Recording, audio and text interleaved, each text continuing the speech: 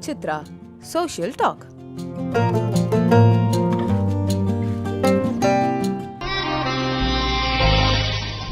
Cartoon உலகிலே மிகப்பெரிய சாதனைகளை புரிந்தவர் மதன். இவர் ஒரு கார்ட்டூனிஸ்ட் அப்படின்னு மட்டும் சுருக்கிட முடியாது.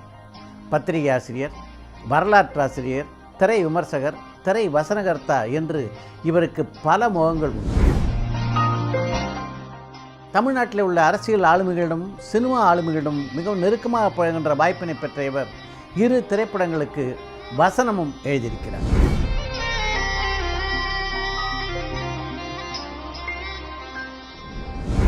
Chai with Chitra, Social Talk. வணக்கம். சித்ரா லட்சுமணன். மாடபூஷி கிருஷ்ணசாமி கோவிந்த குமார் எப்படி மதன் ஆனார்? Madabhushi village slightly border Tamil Nadu Andhra ஊரில் கேள்விப்பட்டிருக்கேன் நான், அவ்வளோதான். அப்புறம் நான் சும்மா ட்ரை பண்ணேன். அங்கே என்னென்ன பண்ணியிருந்தோம் நாங்கன்னு. ஒரு வயசானவர் ஒருத்தர் சொன்னார், இங்கே விஜயநகரம் கிங்ஸ் இல்லை, அவருக்கு துணிகள்லாம் டிசைன் பண்ணி நெய்யறது இல்லை, அந்த ஃபேமிலி நீங்கள். அவர் கொடுத்த கிராமம் தான் ஒரு குரூப் ஆஃப் பீப்புளுக்கு மாடபூசின்றது. அப்புறம் தே மைக்ரேட்டட் டு டாஞ்சூர். ஸோ எனக்கு தெரிஞ்ச வரைக்கும் தஞ்சாவூர் தான். நான் அதெல்லாம் பழைய கதை, அதெல்லாம் போட்டுட்டு தஞ்சாவூர்லேருந்து அப்புறம் சென்னை ஆகிட்டேன், அவ்வளோதான். நீங்கள் படிக்கும்போது என்ன வாங்கணுன்றது உங்களுடைய விருப்பமாக இருந்தது? கார்ட்டூனிஸ்ட் தான் அப்பவே. ஆமாம். படிக்கும்போதே கார்ட்டூன்லாம் போடுவீங்களோ? ஆமாம், போடுவேன். காலேஜிலலாம் நிறைய போட்டிருக்கேன், பத்திரிகையெல்லாம் ட்ரை பண்ணியிருக்கேன். எப்படி கார்ட்டூன் போட ஆரம்பிச்சேன்றது அது வேறு கதை, அது ஒரு இன்ட்ரெஸ்டிங் ஸ்டோரி. இல்லை, நான் முதல்ல எல்லாம் கார்ட்டூனே நான் ட்ரை பண்ணதில்லை. சின்ன பையனுக்கு கார்ட்டூன் போடுற ஐடியாவே வராது. ஏன்னா cartoon is a very cerebral thing இல்லையா? அதில் வந்து பாலிட்டிக்ஸ் எல்லாம் வருது, எப்படி சின்ன பையனுக்கு வர முடியும்? But I was drawing since I was 5 years old. அப்போலேருந்தே நான் படம் போடுவேன், பெட்டராக போடுவேன் தென் அதர்ஸ்.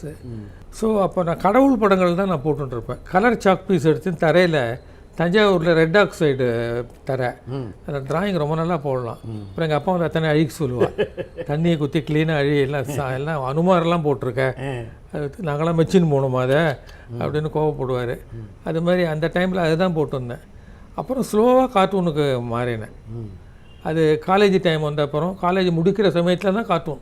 உங்ககிட்ட இந்த நகைச்சுவை உணர்வு அதிகமாக வந்ததுக்கு காரணம் உங்கள் அப்பா அம்மாவுன்னு ஒரு பத்திரிகையை பார்த்தேன் நான், குறிப்பு உண்மைதானா? உண்மைதான். எங்கள் அப்பாவோட அம்மா சைடு எங்கள் அப்பா சைடில் ஆர்டிஸ்டிக் டெண்டன்சி நிறைய இருந்தது. எங்கள் அத்தைகள் எல்லாருமே நல்ல படம் வரைவாங்க. எங்கள் அப்பாவுடைய தங்ககள், அக்காகள் எல்லாருமே நல்ல படம் வரைவாங்க. இந்த ரங்கோலியெல்லாம் போடுறது, அது மாதிரிலாம் அதிலெலாம் கூட ரொம்ப ஹியூமன் எல்லாம் போடுவாங்க. ரங்கோலியில் ராமர் பட்டாபிஷேகம் இது மாதிரிலாம் போடுவாங்க. ஸோ அது ஒரு சைடு. இன்னொரு சைடு அம்மா சைடில் சென்ஸ் ஆஃப் ஹியூமர் ரொம்ப ஜாஸ்தி. ரொம்ப கிண்டலுக்கார கூட்டம் அது.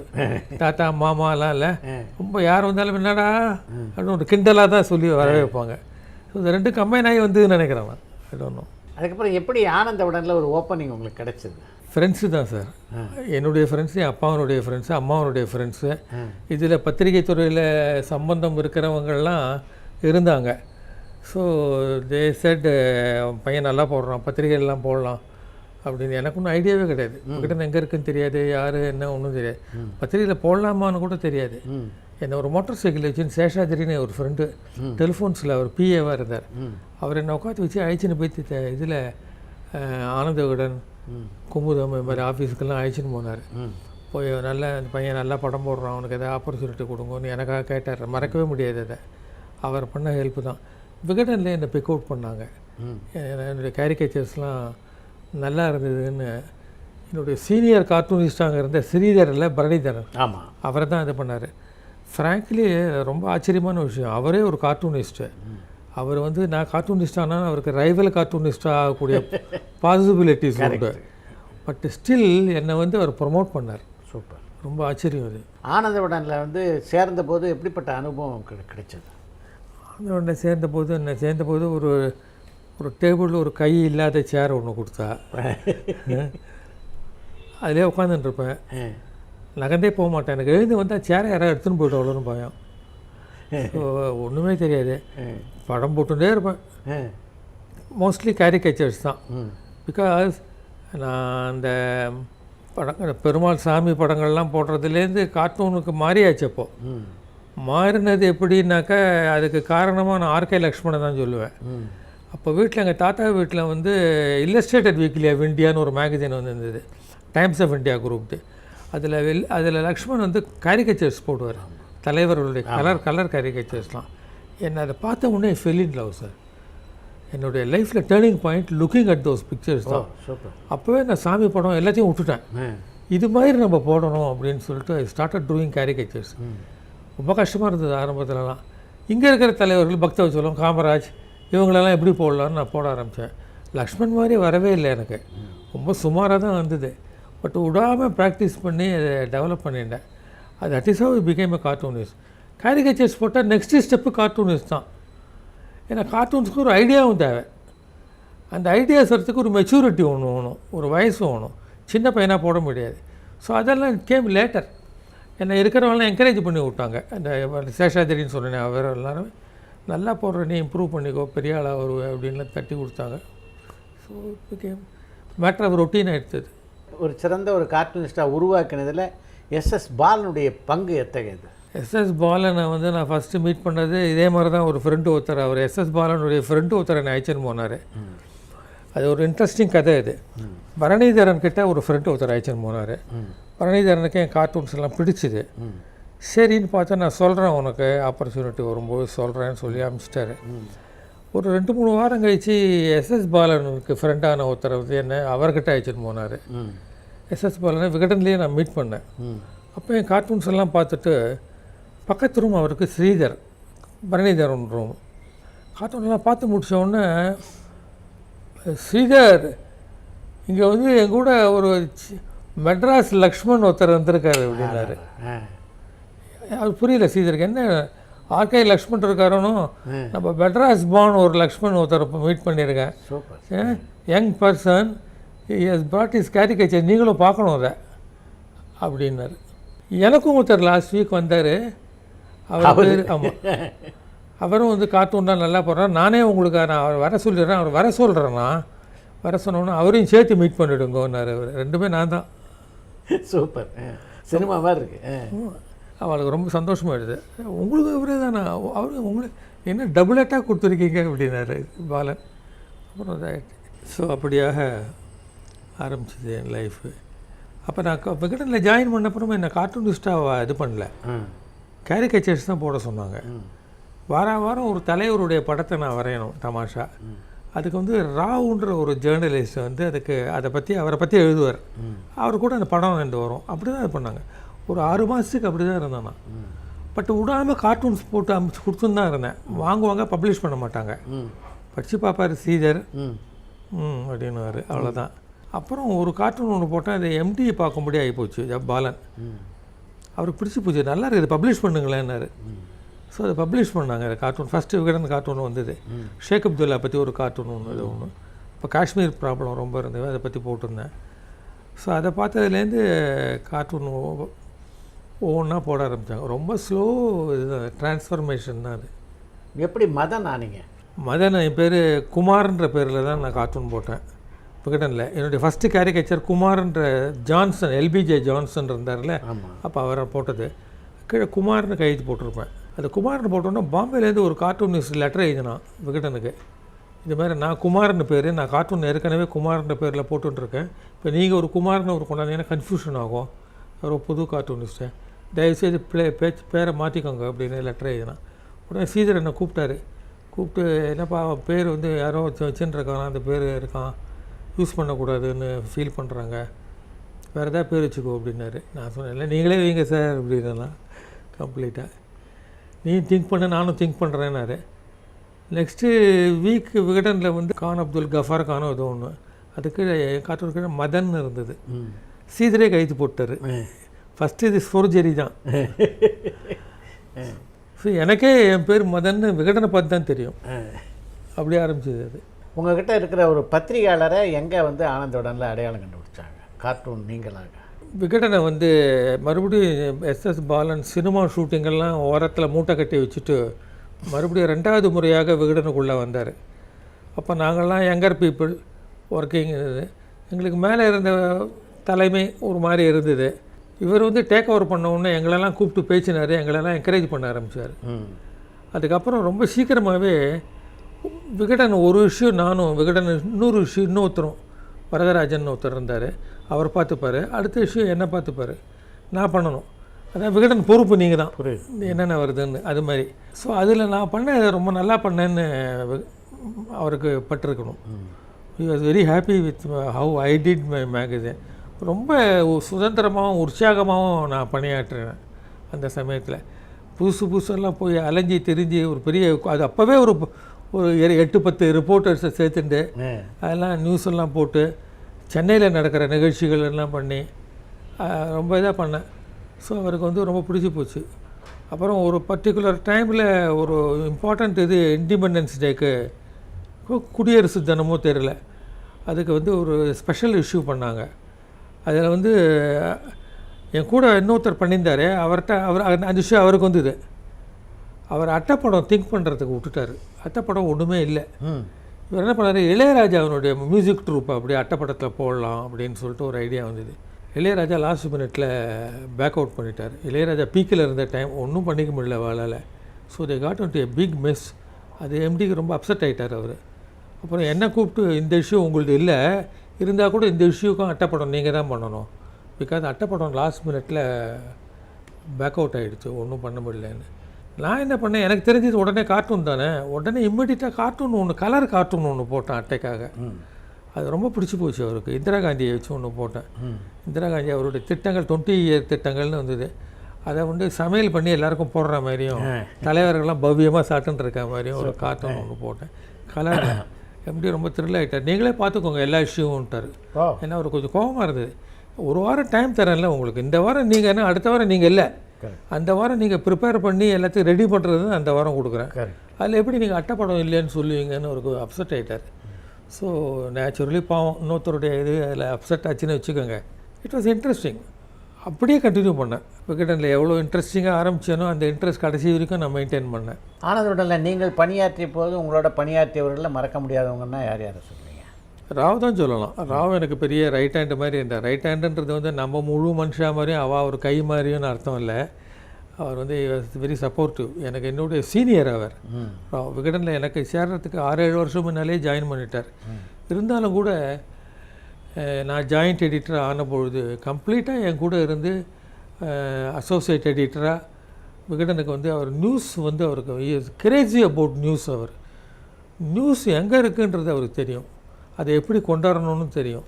ஸோ அவர் as a news reporter was very helpful. மற்றபடி அசோகனவெல்லாம் யங்கர் ஜென்ரேஷன் தான், அவளெல்லாம் என்கரேஜ் பண்ணுறது தான் என் வேலை. ஆனந்த விகடன் நீங்கள் பணியாற்றிய போது ஆனந்த விகடனுடைய தனித்தன்மை அப்படின்றது என்ன அப்படின்னு நீங்கள் நினச்சிங்க? ஆனந்த விகடனுடைய தனித்தன்மை என்னென்னா, ஆனந்த விகடன் நிறைய பேர் எடிட்டராக வந்துட்டு போயிருக்காங்க. சில எடிட்டர்கள் நான் தான் விகடன்னு நினச்சின்றதும் உண்டு. சில பேர் விகடனுக்கு நான் ஒரு எடிட்டராக இருக்கிறது பெரிய பாக்கியம்னு சொல்கிறவங்களும் உண்டு. நான் 2வது டைப் தான். ஏன்னா நான் சின்ன குழந்தையிலேருந்து விகடன் பார்த்துட்டு வரேன். விகடனில் போகணுன்றது என்னுடைய கனவாக இருந்தது. ஸோ தட் இஸ் வேறு டிஃப்ரெண்ட் திங்கு. விகடன் அதனால் மாறிண்டே தான் வந்தது, depending on who the head is. Kothamangalam சுப்புலாம் இருக்கும்பொழுது நாவல்ஸு கதைகளுக்கெல்லாம் இம்பார்ட்டன்ஸ் இருக்கும். மணியன் இருக்கும்பொழுது கூட கதைகள்லாம் நிறைய இருக்கும். எனக்கு இந்த ராவனுடைய அசோசியேஷனால் நியூஸ் எனக்கு ரொம்ப பிடிக்கும். So happenings around the city and Tamil Nadu அதெல்லாம் கொண்டாடணுன்னு எனக்கு real people are more interesting. So கதைகளெல்லாம் கொஞ்சம் குறைச்சிட்டு இதெல்லாம் நிறைய கொடுக்க ஆரம்பித்து நான் பண்ணேன். விகடனுடைய தனித்தன்மை வெரி ஜோவியல் வீக்கெண்ட் மேகசின். அது அதில் பார்த்திங்கன்னா கார்ட்டூன்ஸ் இருக்கும், ஜோக்ஸும் பெரிய விகடன் ஜோக்ஸுன்றது ஒரு பெரிய இது. ஜோக்ஸ் எங்களுக்கு ஏகப்பட்ட ஜோக்ஸ் குவியும். அதில் பாதி படிக்கிறதுக்கு தாங்காது, இதெல்லாம் எப்படி ஜோக்குன்னு எழுதுகிறாங்களோன்னு. நடுவில் நல்ல ஜெம்முலாம் இருக்கும். ஸோ அந்த விகடன் ஜோக்ஸ் அண்ட் கார்ட்டூன் யாருமே போடல சார். நான் விகடன் ஜாயின் பண்ணோன்னே எனக்கு கார்ட்டூன் போட்டு அனுப்பிச்ச யங்ஸ்டரே இல்லை. நானும் பார்த்துன்னு தான் இருந்தேன். என்ன என்கரேஜ் பண்ண மாதிரி நான் யாரையாவது என்கரேஜ் பண்ணணுமோன்னு கிடைக்கவே இல்லை. அதில் ஒரு ரேர் பர்சன் சிம்புதேவன் இல்லையா? சிம்புதேவன் சினிமா போயிட்டார். சிம்புதேவன் நல்லா போட்டார், பட் அவர் கூட பாலிடிக்ஸ் போடல. ஆமாம், பாலிடிக்ஸ் கார்ட்டூன் அவர் ட்ரை பண்ணதே இல்லை. மற்றபடி ஜென்ரல் எல்லாம் பண்ணார். அவர் நல்ல ட்ராயிங் நல்லா இருக்கும் அவரது. ரொம்ப ஜோராக டெவலப் பண்ணின்னு வந்தார். அப்புறம் சினிமா எனக்கு கிடையாது, சினிமா போகிறியான்னு கேட்டேன்னா இல்லை சார் எனக்கு ஒரு ஆப்பர்ச்சுனிட்டி வந்திருக்கு அப்படின்னாரு. கார்ட்டூன் விட்றாதப்பா, ரொம்ப கார்ட்டூனிஸ்டுகள் எவ்வளோ பேர் தெரியுமா உனக்கு இந்தியாவில், என்ன கை விட்டு எண்ணிடலாம் அப்படின்னா. 5-6 பேர் தான் இருக்காங்க, பட் ரேர் இதுன்னு. இல்லை சார் விட மாட்டேன் சார்லாம் சொன்னார். But I don't think we could continue. Rettaival Rangudu அது மாதிரி பாத்திரங்கள்லாம் உருவாக்கணுன்றது எங்கே உங்களுக்கு ஐடியா பிறந்தது? ஐடியாஸ் வரும் sir. Ideas once you become a cartoon சினிமாவில் இருக்க மாதிரி தான். சினிமாவில் ஆனால் சீன்ஸ் யூ திங்க் இல்லை, டிஃப்ரெண்ட் திங். ரஜினியை போட்டு படம் எடுத்தால் ரஜினிக்கு என்னென்ன சீன் வைக்கணுன்றதெல்லாம் திங்க் பண்ணுற மாதிரி அது இன்பார்ன். அது வந்து so I want to create caricatures of different kinds of personalities. அதில் நான் யோசித்து முதல்ல நான் என்னென்ன கார்ட்டூன் ஜோக்ஸ்லாம், நான் வந்து கார்ட்டூன்னா பொலிட்டிக்கல் கார்ட்டூன், ஜோக்ஸ்னால் தனி ஜோக்ஸை அப்படி வச்சுன்னு பேசுகிறேன். நான் ஜோக்ஸில் என்ன போடலான்னு அப்படின்னு யோசிக்கும் பொழுது என் ஜோக்ஸில் அடிக்கடி ஒரு சின்ன பையன் ஒருத்தன் வந்திருந்தான். ஆல்வேஸ் அந்த ஒரு சின்ன பையனை வச்சு ஒரு ஜோக் போடுவேன். அப்புறம் அவன் ரெட்டவால் ரங்குடுன்னு ஏன் பர்மனெண்ட்டாக அவனுக்கு ஒரு நேம் கொடுக்கக்கூடாதுன்னு மாறினது தான். இதே மாதிரி தான் திருடனை பார்த்தா எல்லாருக்கும் பயம், அதே சமயம் ஃபன்னி திருடன்னா ஒரு சிரிப்பாக இருக்குது இல்லை. திருடனை பார்த்து சிரிக்கிறதுன்றது வேறு. ஸோ சிரிப்பு திருடன் சிங்காரவேலு அது ஒன்று ஆரம்பித்தேன். முன்ஜாகிரதை முத்தனா நானே கொஞ்சம் முன்ஜாகிரதை முத்தனா, நிறைய முன்ஜாகிரதை முத்தனாக்கள் எனக்கு தெரியும். ரொம்ப ரொம்ப அதீதமாக ரொம்ப கேர்ஃபுல்லாக இருக்கிறவங்க, முன்னெச்சரிக்கையோடு இருக்கிறவங்க எல்லாம் இருப்பாங்க. ரொம்ப 2 பக்கமும் பார்த்துட்டு தான் கிராஸ் பண்ணுவாங்க, அது மாதிரிலாம். ஸோ அது முன்ஜாகிரதை முத்தனா அப்படின்னு ஒன்று பண்ணேன். அப்புறம் புரோக்கரை மீட் பண்ணாத யாருமே இருக்க மாட்டாங்க. எல்லாருமே வீட்டு வாடகைக்கு ட்ரை பண்ணும்போது புரோக்கரை மீட் பண்ணுவோம். அவர் கொடுக்குற ப்ராமிசஸ்லாம் இல்லை, அந்த வீடு பிரமாதமாக இருக்கும் அப்படின்னு சொல்லுவாங்க. புரோக்கர் ஒன்று 4 பண்ணாது, 4மே ஹிட் ஆகிடுச்சு சார். அதான் பியூட்டி. அதில் 4மே நல்ல பாப்புலர் இதாகி போச்சு. ஸோ வாரம் ஒவ்வொன்றும் மாற்றி மாற்றி போடுவாங்களாம். ஒரு 5 ஜோக் வந்தோடனே ஸ்டாப் பண்ணிவிட்டு 5ம் டபுள் பேஜுன்னு விகடனில் வரும், நடு பக்கத்தில் வரும் அது. ஸோ விகடன் திறந்த உடனே நாங்கள் நம்ம நடு பக்கத்தை தான் பார்ப்போம்னு நிறைய பேர் லெட்டர் எழுதுகிறாங்க. குஷியாக இருந்தது. ஆனந்தோடனுடைய துணையாசிரியராக இருந்தபோது உங்களுடைய பொறுப்புகள் என்னென்னவா இருந்தது? இல்லை, ஜாயிண்ட் எடிட்டர், இணையாசிரியர் விகடனில் இணையாசிரியராக இருந்தபோது எம்டி சொன்னார், இணையாசிரியர்னால் ஆசிரியருக்கு இணை ஞாபகம் வச்சுக்கோப்பா அப்படின்னாரு. சரி சார் அப்படின்னு எல்லாமே கம்ப்ளீட்டாக செலெக்ஷன் ஆஃப் ஆர்டிகிள்ஸ் என்ன பண்ணணும்னு உட்காந்து ரிப்போர்ட்டர்ஸோடையும் ஸ்டாஃபோடையும் உட்காந்து இந்த வாரம் என்னென்ன பண்ணலான்னு யோசிக்கிறது, அது எல்லாமே தான். விகடனை க்ரியேட் பண்ணுறது, இந்த வாரத்துக்கான விகடனை க்ரியேட் பண்ணுறது. இதில் மெயின் ஸ்டோரி என்ன, ஸ்டோரிஸ் என்ன, எது நியூஸ், என்னெல்லாம் கவர் பண்ணுறோம், what is happening in the city, அதை போய் ரிப்போர்ட்டரை அனுப்பிச்சு அதை கேதர் பண்ணணும். இது மாதிரி நாங்கள் ஆல்ரெடி விகடன் வந்து மாறிடுது, கொஞ்சம் நியூஸ் மேகசினாக மாறிடுது. டோட்டலி இமேஜினரி திங்ஸ் தான் எழுதியிருந்தாங்க. அதை வந்து ஒரு செய்திகள் கொண்டாடுறதுன்றது நிறைய ஆகிப்போச்சு. ஸோ அதுதான் நான் பண்ண பெரிய மாற்றம், விகடனில் செய்திகளை கொண்டாடுது. ஜூனியர் விகடன் அப்படின்னு ஒரு பத்திரிகை தோன்றுவதற்கு நீங்கள் ஒரு முக்கியமான காரணம் இல்லை?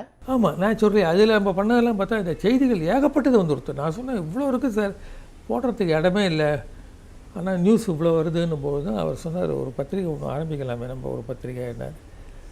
அதுக்கு முதல்ல ஜூனியர், இது வந்து சீனியர் விகடன், நம்ம ஜூனியர் விகடன் ஆரம்பிக்கலாமேன்னு. அது பெரிய தப்பாக போயிடுச்சு. ஜூனியர் விகடன் ஆரம்பித்தது ஒரு பெரிய கன்ஃபியூஷன் ஏற்படுத்திடுது. சின்ன குழந்தைகளுக்கான பத்திரிகைன்னு நினச்சிட்டாங்க எல்லோரும். ஜூனியர்ன்ற பேரை பார்த்த ஒன்று. ஸோ சர்க்குலேஷனே பிக்கப் ஆகலை. எம்டி ரொம்ப கவலைப்பட்டார், என்னடா இது நம்ம ஜூனியர்னு பண்ணதுனால இப்படி ஆகிப்போச்சுன்னு. இது ஜூனியர் டு ஆனந்த விகடன் தானே அப்படின்னாரு. அவன் சொன்ன பப்ளிசிட்டிலாம் ஏதோ பண்ணோம் பத்திரிகையிலலாம், இதனால் விடாமல் இருக்கலாம் சார். ஆல்மோஸ்ட் ஜூனியர் விகடனை ஸ்டாப் பண்ணுற ஸ்டேஜுக்கு போயிட்டாங்க. 25,000மோ 20,000மோ தான் விற்றுது. பட் நாங்கள் அதை அந்த நியூஸ் எல்லாம் போட ஆரம்பிச்சிட்டோம். இன்னும் பரவாயில்ல அந்த நியூஸ்லாம். இன்வெஸ்டிகேட்டிவ் மேகசினாக ஸ்லோவாக மாறின்னு இருக்கு. அப்போது எம்டிக்கு இது ரொம்ப பிடிச்சி போச்சு பாலனுக்கு. அவருக்கு மட்டும் பிடிக்கலைன்னா விகடனை நிறுத்தியிருப்பார், ஜூனியர் விகடனை. சர்க்குலேஷன் இல்லை, நிறுத்திடலான்னு அட்மினிஸ்ட்ரேஷன்லலாம் சில பேர் அட்வைஸ் பண்ணாங்க.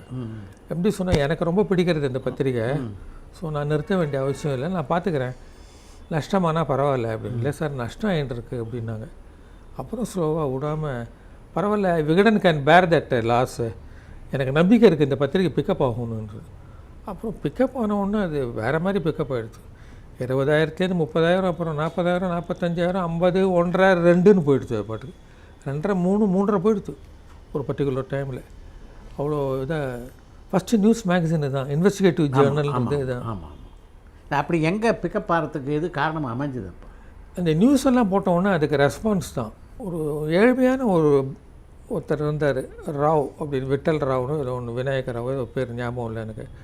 அவருடைய மகளை வந்து பீகாருக்கு கடத்தின்னு போயிட்டாங்க. அந்த கடத்தல் நியூஸை பற்றி நாங்கள் நியூஸாக அதை போடணும்னு ட்ரை பண்ணோம்.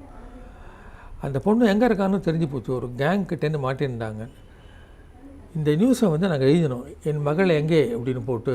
அவர் ஃபாதர் வந்து வீட்டு வாசப்படியில் உட்காந்துருப்பார். அதான் நான் ஃபோட்டோ எடுக்க சொன்னேன். அதான் நான் எல்லாமே பண்ண ஆரம்பிச்சிட்டோம் நாங்கள். ஸோ இவங்க பேட்டி பார்த்து அவர் ரொம்ப அழுதார், என் பொண்ணை காணும் சார், எங்கே போகிறானே தெரியலன்னு, ஆனால் பீகாரில் இருக்கான்னு சொல்கிறான்னு சொல்லி அழுதார். ஸோ அவரை பார்த்து அந்த பேட்டி போட்டோம். இந்த பேட்டியை படித்த காஞ்சி பெரியவா வந்து, என்ன பாவம் இது மாதிரி அநியாயமாக நடந்திருக்கேன் அப்படின்னு சொல்லிட்டு, யாராவது போய் இந்த பொண்ணை கண்டுபிடிச்சி சேர்க்க முடியுமா அப்படின்னு கேட்டார். அந்த சமயத்தில் சௌந்தரம் கைலாசம் இருந்தாங்க. அவங்க வந்து அவர் பீகாருக்கு ஏதோ வேலையாக போக வேண்டியது. ஸோ அவங்க போன இடத்துல நாங்கள் விகடனை படிச்சுட்டு பெரியவா சொன்னதையும் கேட்டுண்டு அவங்க அங்கே போய் போலீஸ் டிபார்ட்மெண்ட்லாம் இது பண்ணி போலீஸ் தேடி கண்டுபிடிச்சிட்டாங்க அந்த பொண்ணு.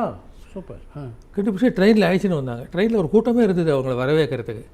அந்த பொண்ணை கொண்டாந்து சேர்த்தோம். அப்பாவுக்கு போய் கட்டின்னு ஒவ்வொன்றும் அழுது இதை நாங்கள் ட்ராமா பண்ணி ஒரு பெரிய ஸ்டோரியாக போட்டோம், கவர் ஸ்டோரியாக போட்டோம். அது ரொம்ப பரபரப்பை ஏற்படுத்தின ஒரு விஷயமாக போச்சு. அதுலேருந்து தான் பூனைக்கு ருச்சி கண்ட மாதிரி ஆகிடுது எங்களுக்கு. அதுலேருந்து இது மாதிரி நியூஸ் தான் போடணும் நம்மன்னு சொல்லிட்டு, that was a turning point. In fact இது மாதிரி புலனாய்வு பத்திரிகைகள் பண்ணும்போது நிச்சயமாக வந்து பல சவால்களை வந்து எதிர்கொள்ள வேண்டியிருக்கும், பிரச்சனைகளும் நிறைய வரும். அது மாதிரி நீங்கள் சந்தித்த பிரச்சனைகளில் மிக முக்கியமான பிரச்சனைனா என்ன சொல்கிறீங்க? சந்தித்த பிரச்சனைகள்னால், to be very frank with you, Junior Vikatan பெரிய அளவில் பிரச்சனைகள் எதுவும் வந்தது கிடையாது ஆரம்ப காலத்தில். பிற்பாடு கான்ட்ரவர்ஷியல் விஷயங்கள்லாம் வரும்பொழுதெல்லாம் கோர்ட் கேஸ் எல்லாம் ஏகப்பட்ட கோர்ட் கேஸ் நாங்கள் சந்தித்தோம். ஒரு கிராமமே எங்கள் மேலே ஒரு வழக்கு போட்டுது. அது மாதிரிலாம் ஆச்சு. ஆரம்பத்தில் அப்படிலாம் ஒன்றும் பெரிய பிரச்சனைகள்லாம் ஒன்றும் கிடையாது. அப்ஜெக்ட் பண்ணுவாங்க, லெட்டர் எழுதுவாங்க. காரணம் என்னென்னா, விகடன் ஒரு பெரிய நிறுவனத்துலேருந்து வர பத்திரிகையாக போயிடுச்சு. இப்போ நீங்கள் ஒரு சடனாக ஒரு பத்திரிகைன்னு ஒன்று ஆரம்பிச்சிங்கன்னா அது வேறு விஷயம். அது கரெக்ட், மிரட்டுவாங்க. நீங்கள் விகடனில் ஹிந்துலேருந்து நீங்கள் ஒரு பத்திரிக்கை ஆரம்பிச்சிங்கனாக்கா உங்களுக்கு ஒரு பெரிய இது இல்லை. ஸோ கொஞ்சம் பயந்தாங்க. அதனால் எங்களுக்கு பெரிய பிரச்சனைகள் கிடையாது. பிரச்சனைகள் போக போக நிறைய பிரச்சனைகள் மோஸ்ட்லி டிஃபமேஷன் தான் வரும். நீங்கள் வந்து ஜூனியர் விகடனை பொறுத்த வரைக்கும் அரசியல்வாதிகளுக்கு எதிராகவும் பல கருத்துக்களை வெளியிட்டிருக்கீங்க. அப்போ இந்த அரசியல்வாதிகளால் ஏதாவது அச்சுறுத்தல்கள் உங்களுக்கு வந்துதா? சும்மா மிரட்டுவாங்க, அவ்வளோதான். ஏன்னா ஒரு முன்னால் ஒரு சமயத்தில் எம்எல்ஏ ஹாஸ்டல்லேருந்து ஒருத்தர் டெலிஃபோன் பண்ணார். ஒரு எம்எல்ஏ ஒருத்தர், அவரை பற்றி தாங்க எழுதிட்டோன்னு. எங்கள் ரிப்போர்ட்டர் அங்கே போயிருக்காரு. அவரை பிடிச்சி இந்த ரூமில் பூட்டி வச்சுட்டாங்க. உடனே நான் டெலிஃபோன் பண்ணேன் அவருக்கு. என்கிட்ட வந்து சொன்னாங்க, அவரை பூட்டி வச்சுட்டாங்க, விடமாட்டேன்றாங்கன்னு சொல்லிட்டு. அது எம்எல்ஏ எடுத்தார். என்ன ஊனார் முதல்ல. அப்புறம் நான் சொன்னேன், எங்கள் ரிப்போர்ட்டர் வந்து மெசஞ்சர் தான், மெசஞ்சரை எப்பவும் பிடிக்கவே கூடாது. தூதுவனை போய் நீங்கள் பிடிச்சி உள்ளே வைக்கிறீங்க, இது ரொம்ப தப்பு. இது நான் உங்களுக்கு அரெஸ்டாக யாராவது வைக்கணுன்னாக்கா நான் தான் பொறுப்பு அது எல்லாத்துக்கும். நான் இப்போ கிளம்பி வந்துட்டுருக்கேன், என்னை அரெஸ்ட் பண்ணி உள்ளே வைங்க, அவரை வெளில அனுப்பிச்சிடுங்க, நான் என்ன ரூம்குள்ளே வச்சு பூட்டிட்டுங்க, அது இப்போ நான் கிளம்பிட்டே இருக்கேன் இப்போது அப்படின்னா. இல்லை சார், நீங்களாம் வர வேணாம் சார், என்ன சார் இதெல்லாம் அப்படின்னாரு. அது மாதிரி என்னை பற்றி இல்லாத முன்னாதும் எழுதினார். இல்லாத போலான்னா மறுப்பு எழுதுங்க, இதுக்கு இதெல்லாம் தப்புன்னு எழுதுங்க, நாங்கள் அதையும் பப்ளிஷ் பண்ணுவோம். பப்ளிஷ் பண்ணலேன்னு நான் சொல்லலையே, இது அதிரடியாக இப்படிலாம் பண்ணிங்க, நான் நல்லது இல்லைங்க அப்படின்னு. இப்போ நான் வரலாமா கூடாதா, என்ன சொல்கிறீங்கன்னா? இல்லை நான் விட்டுறேன், அதனால் நீங்கள் வரவேணாம் சார், நான் அப்புறம் வரேன் ஆஃபீஸுக்கு, நான் சொல்கிறேன் சார், உண்மை என்னன்னு சொல்கிறேன் சார் அப்படின்னு சொல்லி விட்டார். இது மாதிரி சம்டைம்ஸு சின்ன நெருடல்களில் தான் வரும். தைரியமாக ஃபேஸ் பண்ணால் ஒன்றும் பிரச்சனை இல்லை. இது மாதிரி ஜூனியர் விகடனில் நீங்கள் எழுதின கட்டுரையால் ஏற்பட்ட ஒரு மாற்றம் அப்படின்னா எதை சொல்லுவீங்க? மாற்றங்கள் இல்லை சார், ஜூனியர் விகடன் ரொம்ப ஃப்ரெஷ்ஷாக இருந்தது. புரியல, அந்த மேகசினில் இது வரைக்கும் வராத, மற்ற பத்திரிகைகள்லாம் வராத விஷயங்கள்லாம் ஜூனியர் விகடனில் வரும். அப்படின்னா ரோட்டில் ஒரு பையன் சாக் பீஸாக கிரிக்கின்றானா கூட அவனை கூட பேட்டி காத்து பண்ணிட்டு இருப்போம் நம்ம.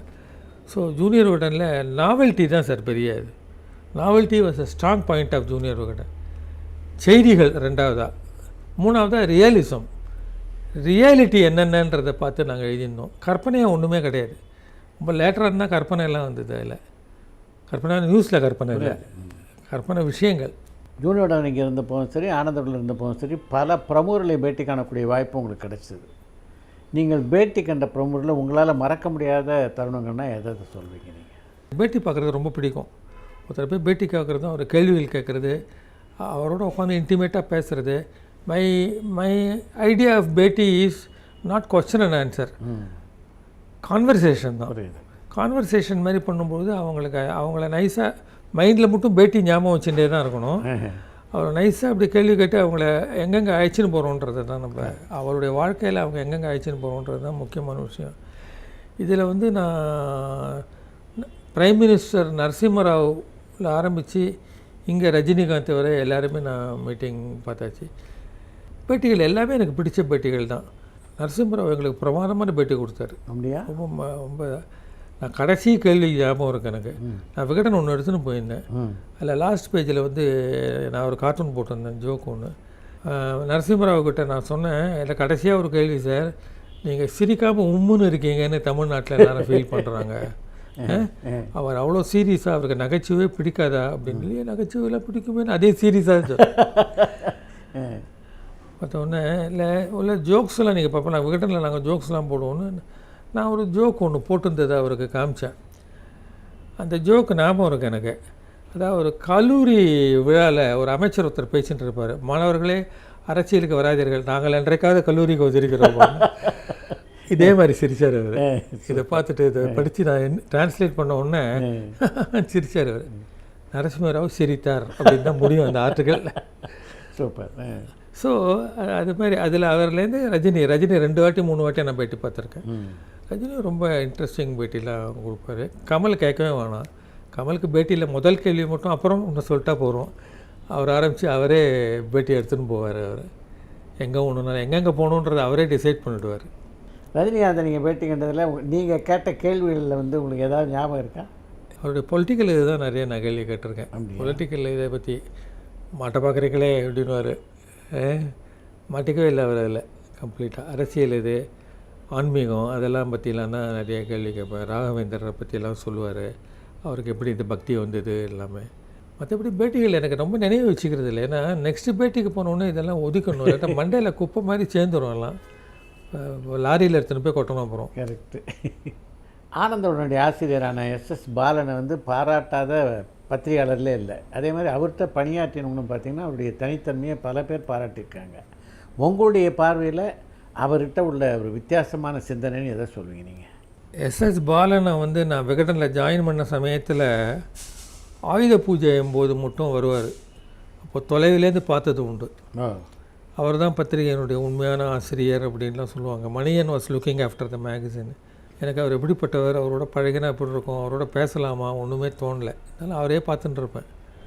ஏன்னா கவர்ச்சியாக இருப்பார், நல்லா ஃபேராக இருப்பார், நேர்த்தியான மூக்கு, கண்ணெல்லாம் ரொம்ப அழகாக இருக்கும், கேரக்டர் ஆச்சரியமாக இருக்கும். இவர் தான் எடிட்டராக வாசனுடைய சன்னா அவர் அப்படின்னா. So that was the beginning இது.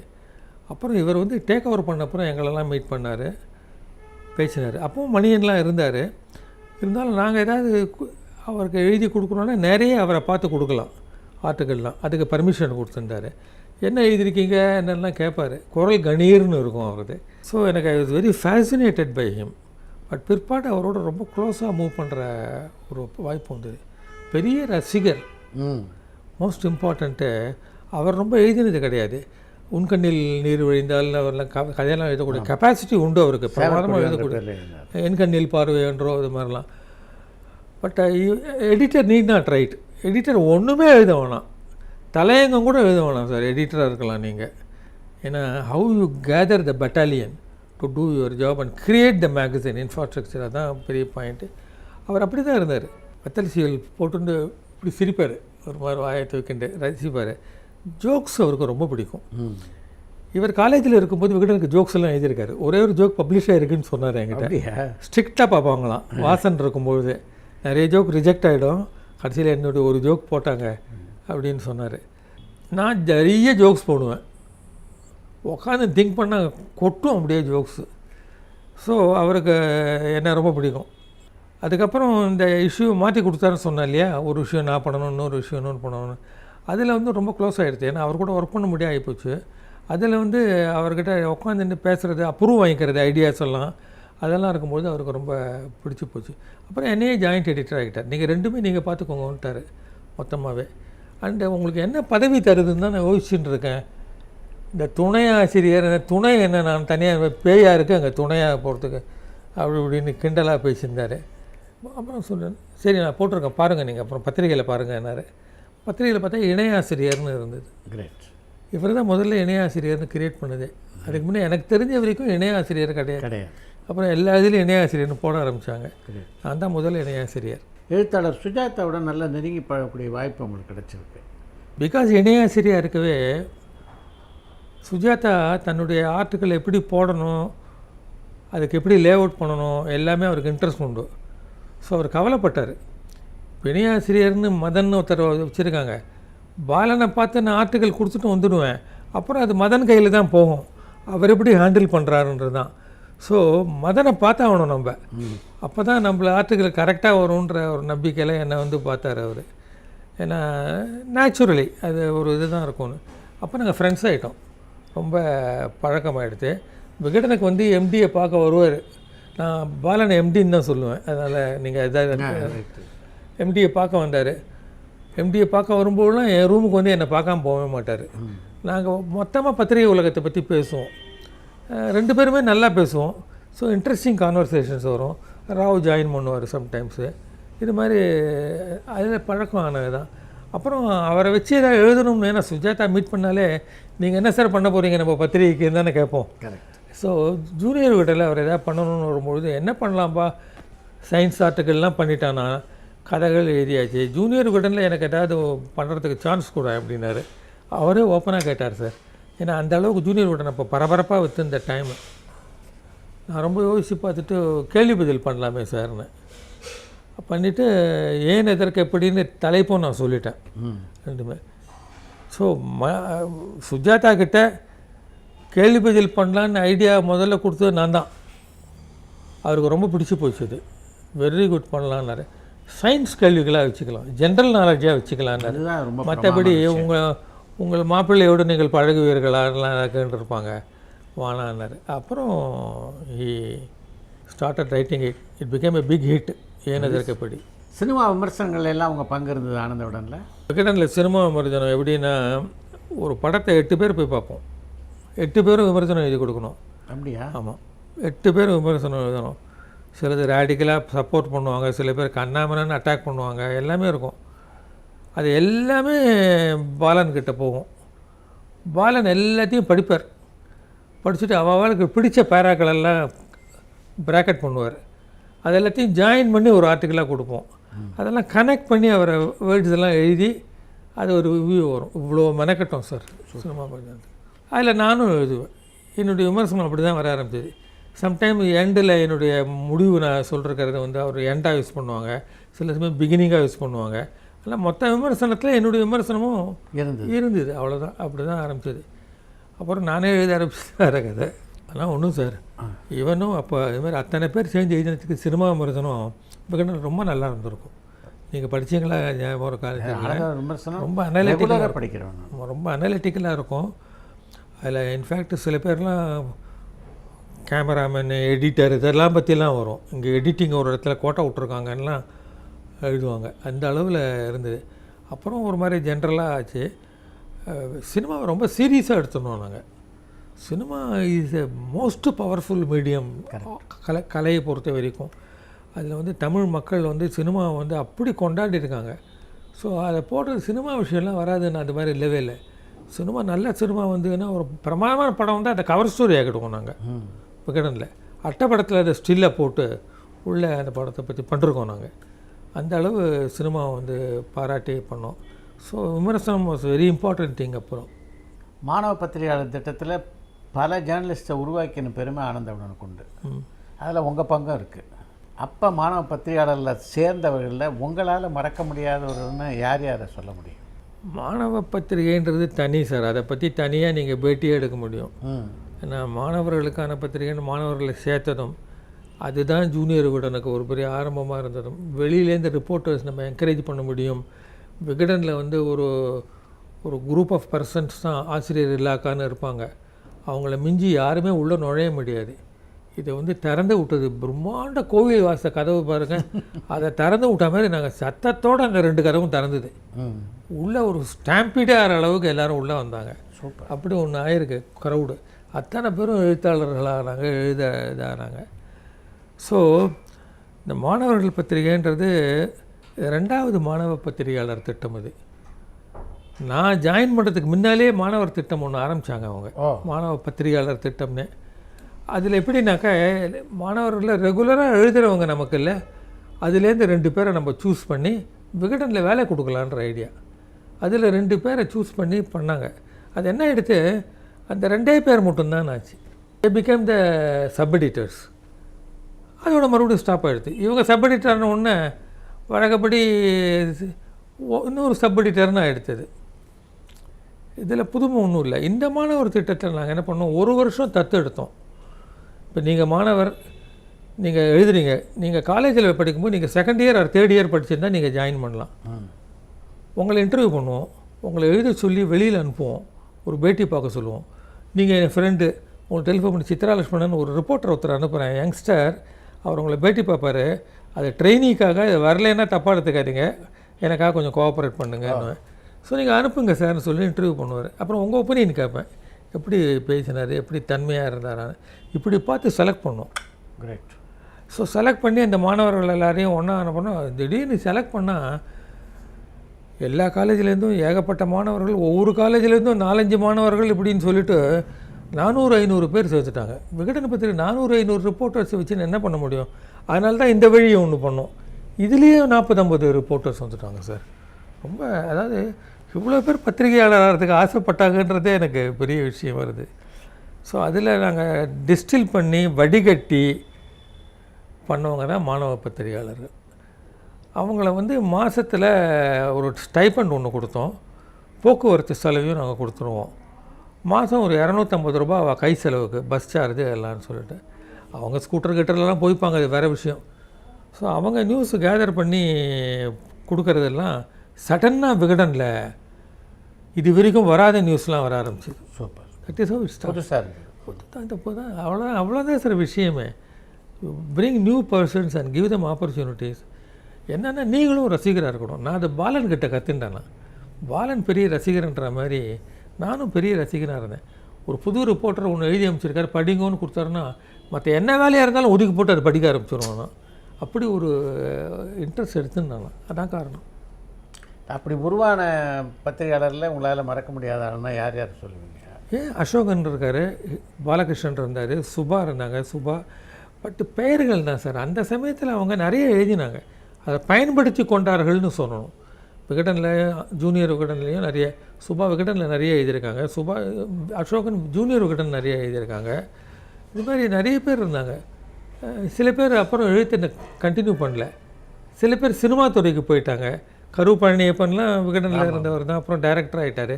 திருப்பதி சாமின்னு அகால மரணம் அடைஞ்ச ஒருத்தர் பாவம் யங்ஸ்டர், ரொம்ப கெட்டிக்காரனாக வந்திருப்பார். அவர் இருந்திருந்தாருனாக்க அவரும் சினிமா போயிட்டார். அது மாதிரி டிபெண்ட்ஸ். சில பேர் 2த்தையும் போகாமல் வேறு வேலைக்கு போய் ஏஜிஸ் ஆஃபீஸ் ஜாயின் பண்ணவங்களும் உண்டு, அது வேறு விஷயம். வந்தார்கள் வென்றார்கள் எப்படி பிறந்தது? வந்தார்கள் வென்றார்கள் ஜூனியர் எழுதின முதல் தொடர். அது ஆரம்பித்ததே ஒரு ரொம்ப இன்ட்ரெஸ்டிங்கான ஒரு மேட்டர். நான் கொஞ்சம் புஸ்தகங்கள்லாம் படிப்பேன். அதில் வந்து ஒரு கேஸ்காயின் அப்படின்னு ஒரு இட்டாலியன் ரைட்டர் வந்து கிரேட் மொகல்ஸ்னு ஒரு புக்கு எழுதியிருந்தார். அதில் கிரேட் மொகல்ஸ் இந்த பாபர், ஹுமாயூன், அக்பர், ஜஹாங்கீர், அப்புறம் ஷாஜகான் இவங்களெல்லாம் பற்றி ஒரு ஸ்டோரி, அவருடைய பயோகிராஃபி பற்றி எழுதியிருந்தார். ரொம்ப பிரமாதமாக இருந்தது அந்த புக்கு. அது படித்த உடனே இதை பற்றி இன்னும் நிறைய படித்து பார்க்கணுமேனு சொல்லிட்டு மொகல் பற்றிய புக்ஸ் எல்லாம் வாங்கி படிக்க ஆரம்பித்தேன். ஸோ மொகல் கிங்ஸ் எனக்கு ஆக்சுவலி பக்கத்தை விட்டு சுப்பண்ணா குப்பண்ணா லெவலில் பழகிட்டாங்க நான், இல்லையா? அவர் வந்து காத்தால் எழுந்தாலே ஜஹாங்கீர் பக்கத்தில் உட்காந்துருக்க மாதிரிலாம் ரொம்ப இதாகி போச்சு எனக்கு. ஸோ நான் போய் தென்னு எம்டி கிட்ட போய் நான் சொன்னேன், இது மாதிரி நான் ஒரு ஜஹாங்கீர், அக்பர் அவங்களெல்லாம் பற்றி படித்தேன் சார், ரொம்ப இன்ட்ரெஸ்டிங்காக இருந்தது அப்படின்னு. இதை வந்து ஒரு 10 வாரம் இவங்களை பற்றி மட்டும் பாபர், ஹுமாயூன், அக்பர் அப்படி தலைப்பு வச்சு அவங்கள பற்றி ஒரு பர்சனாலிட்டி பென் ஸ்கெட்ச் மாதிரி ஒன்று நான் எழுதுகிறேன் அப்படின்னு. எப்படி சொன்னேன், இல்லை போக தான் போகிறீங்க, மொகல் பீரியடுன்றது ஒரு பெரிய ரூல் பண்ணிருக்காங்க அவங்க நம்மளை. அந்த டைமில் என்னென்ன மாற்றங்கள் நடந்தது, டெல்லியை வந்து அவங்க எப்படி ஆதிக்கம் பண்ணாங்க, இதெல்லாம் இன்னும் கொஞ்சம் வாங்கிக்கோங்களேன், புக்ஸ் எல்லாம் வாங்கி படித்து இன்னும் கொஞ்சம் பெருசாக பண்ணலாமே. இதை எதுக்கு ஒரே ஒரு ராஜாவை பற்றி மட்டும்னு சுருக்கிக்கிறீங்கன்னு அவர் தான் இந்த ஐடியா கொடுத்தாரு. அப்புறம் உங்களுக்கு என்ன புக்கு வேணுமோ வாங்கிக்கோங்க போய் கடையில் அப்படின்னாரு.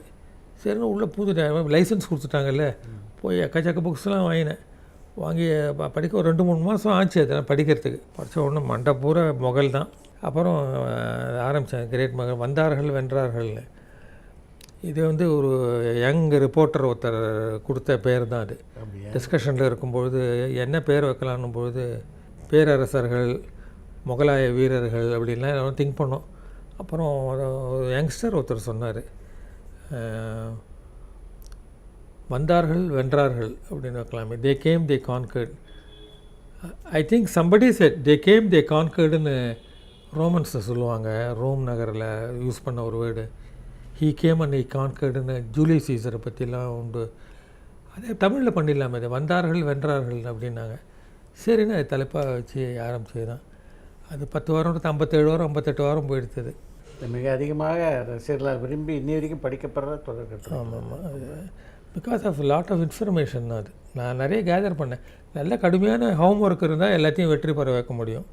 அரைகுறையாக படிச்சு எழுதினா தான் பிரச்சனையே. சினிமா மேலே உங்களுடைய கவனம் எப்போ திரும்பியது?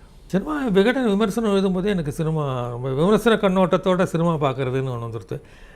சினிமாவில் இந்த சீன் பண்ணும்பொழுதே இது இப்படி விமர்சனம் பண்ணலான்னு வார்த்தைகள்லாம் வர ஆரம்பிச்சிடும். அது மைண்டை கெடுக்க ஆரம்பிச்சுடுது. சினிமாவை ரசிக்க முடியாமல் ரிவ்யூ இதை என்னத்தை அட்டாக் பண்ணலான்றதில்ல, இப்படியே பார்க்க ஆரம்பிச்சுடுது. அப்போ அது மாதிரி. பட் சினிமா எனக்கு ரொம்ப பிடிக்கும். சின்ன வயசுலேயே எங்கள் மாமா ஒருத்தர் சினிமாலாம் நிறைய போவார், என்னை அழைச்சின்னு போவார். அதனால் பிக்சர் எப்படி சிவாஜி ஃபேன் நான் பயங்கரமாக. அப்போலாம் காலேஜ் டேஸ் சிவாஜின்னா எனக்கு உயிர். அப்போல்லாம் சிவாஜி படங்கள்லாம் ஒட்டி வைப்பேன். அது மாதிரிலாம் ஒன்று உண்டு. சாவித்திரி 2வது.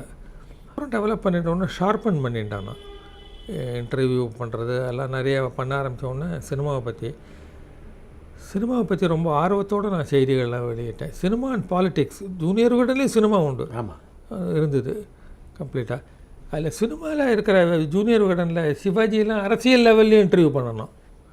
எம்ஜிஆரை பற்றி நியூஸ்லாம் நிறைய வரும் ஜூனியர் விகடன். எம்ஜிஆர் சிலருக்குலாம் இதெல்லாம் யார் போய் சொன்னது அவர்கிட்ட அப்படின்வாங்க.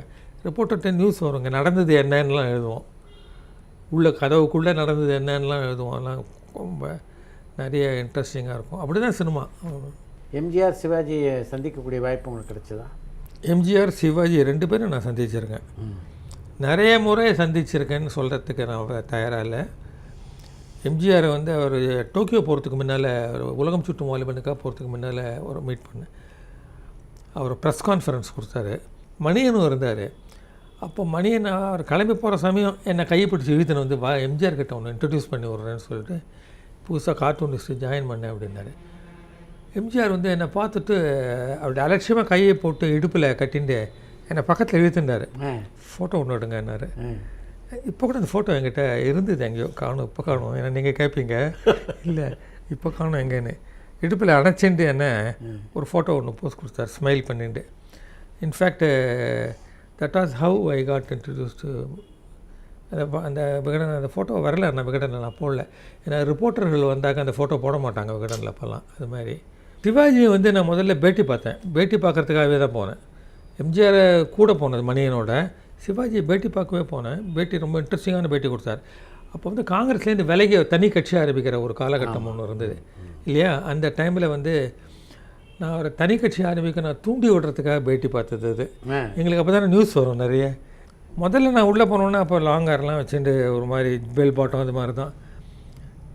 டக்குன்னு என்னை பார்த்துட்டு ரிப்போர்ட்டர் மாதிரி இல்லையா, ரிப்போர்ட்டர்னால் ஒரு தோளில் துண்டு ஒரு கையில் ஒரு பேக்குன்னு இமேஜின் பண்ணிட்டார் நினைக்கிறேன். நீங்களா ரிப்போர்ட்டர் அப்படின்னாரு. ஆமாம் அப்படின்னு. அப்புறம் நான் சொன்னேன், சார் நான் தான் கார்ட்டூனிஸ்ட் மதன். ஓ அப்படியா அப்படின்னாரு. அப்புறம் சிவாஜி ஒரு பேட்டி கொடுத்தாரு. அப்போ பழக்கம். சிவாஜி பெரிய பேட்டி கொடுத்தாரு கம்ப்ளீட்டாக. சிவாஜி கொஞ்சம் கிண்டினா நியூஸ் எல்லாம் சொல்லிவிடுவார். அது மாதிரி டைப் அவர்.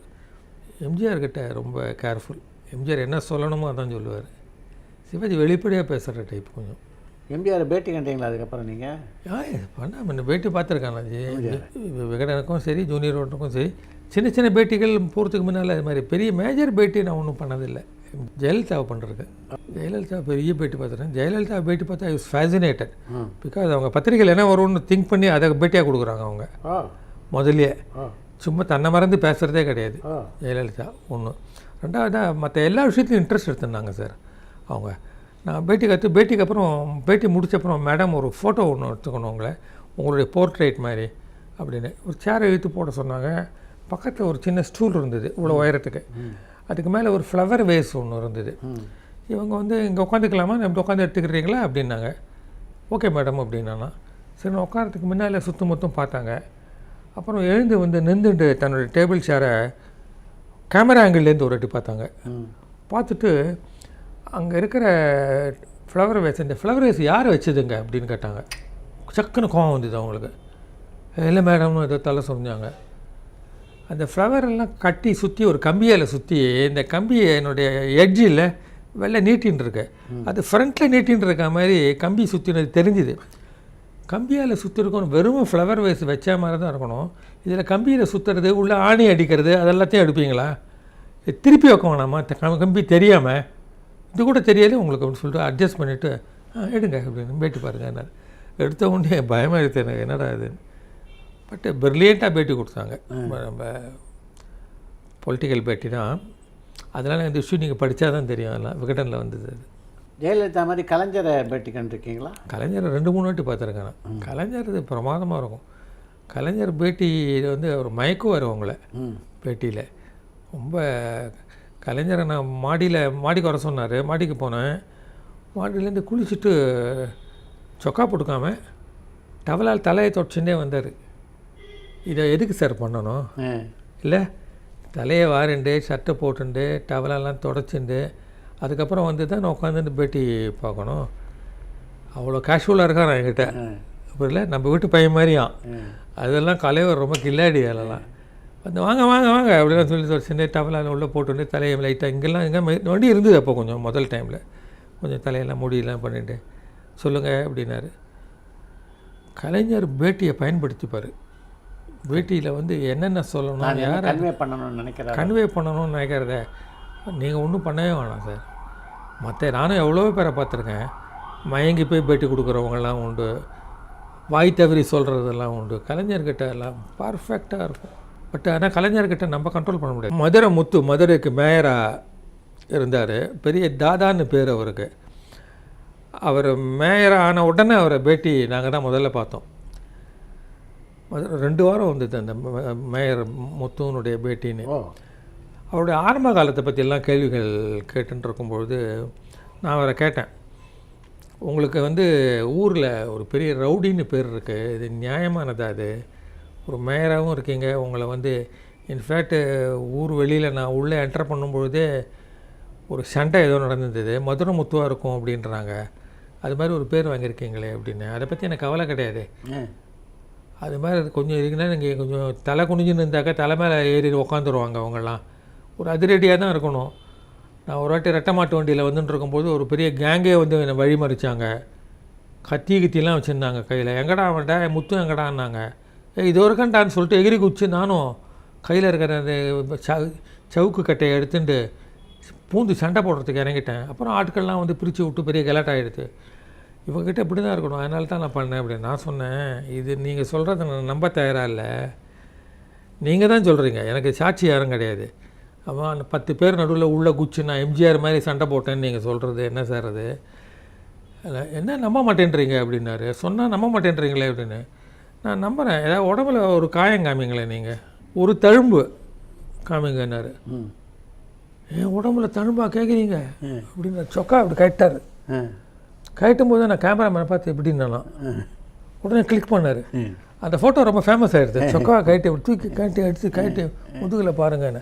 நான் என்ன பண்ணேன், தொட்டு பார்த்து இது எங்கே பட்டது சார், அது இது எங்கே வாங்கினதுன்னெலாம் கேட்க ஆரம்பிச்சிட்டேன். அவரை கையை பிடிச்சின்லாம் ஆதரவாக ரொம்ப இதாகிட்டார், மென்மையாகிட்டார். அது கேட்குறீங்களா, அது பெரிய பின்னால் அருவாளால் வெட்டான் அவன், பெரிய கலாட்டாச்சுன்னு எல்லாத்தையும் சொல்ல ஆரம்பித்தார்.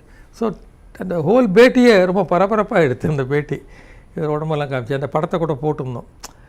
ஸோ இன்டர்வியூவில் இது மாதிரிலாம் பண்ண வேண்டிய இதெல்லாம் வரும். அதெல்லாம் நான் நிறைய பண்ணுவேன். அப்போல்லாம் இன்ட்ரெஸ்டிங்காக இருக்கும்னு சொல்லிவிட்டு.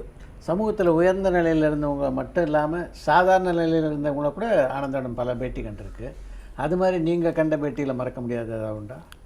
நான் விகடனில் ஜாயிண்ட் எடிட்டர் ஆன உடனே நிறைய யங்ஸ்டர்ஸை பேட்டி பார்க்க அனுப்புறது தான் என்னுடைய வேலையாக இருந்தது. நானே சும்மா போய் பேட்டி பார்த்துருந்தேன்னா அவங்களுக்கு வாய்ப்பு இல்லாமல் போய்டுன்றதுனால. ஸோ சாதாரண மனிதர்கள்னு ரொம்ப பெரிய எம்ஜிஆர் ஜெயலலிதான்னு வரும்பொழுது நான் போவேன். இவங்கள்தெல்லாம் வரும்பொழுது இதெல்லாம் ஷார்ட் ஃபிலிம் மாதிரி ஸோ நிறைய ரிப்போர்ட்டர்ஸ் இருந்தாங்க, மாணவ நிருபர்களாக இருந்தாங்க. அவங்களுக்கு சொல்லி கூப்பிட்டு இவரை எப்படி பார்க்கணுன்னு நான் விரும்புகிறேன் இல்லையா, இது எப்படி நீங்கள் பேட்டி எடுக்கணும்னு விரும்புகிறேன்னா சொல்லி கொடுத்து அனுப்புவோன்னா அவங்க போய் எடுத்துகிட்டு வருவாங்க. சாமானிய மக்கள்கிட்ட தான் நல்ல ஸ்டோரிலாம் இருக்கும்.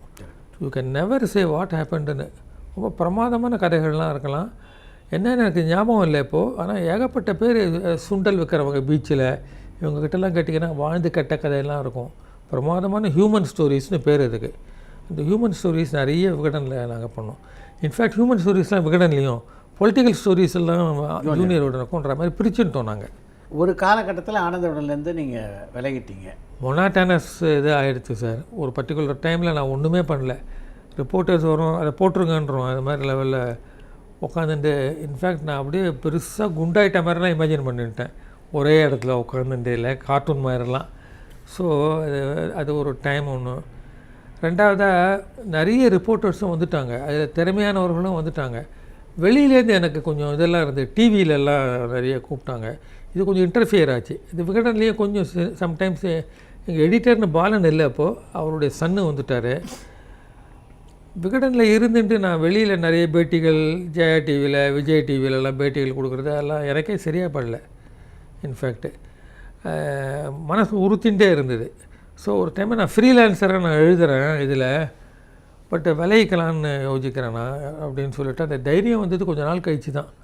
அப்புறம் நம்ம ஏன்னா to be very frank with you, விகடனில் நான் ஒரு மாதம் சம்பாதிக்கிறத விட 2 மடங்கு ஒரு பேட்டிலே டிவியில் சம்பாதிக்கலாம் இல்லையா.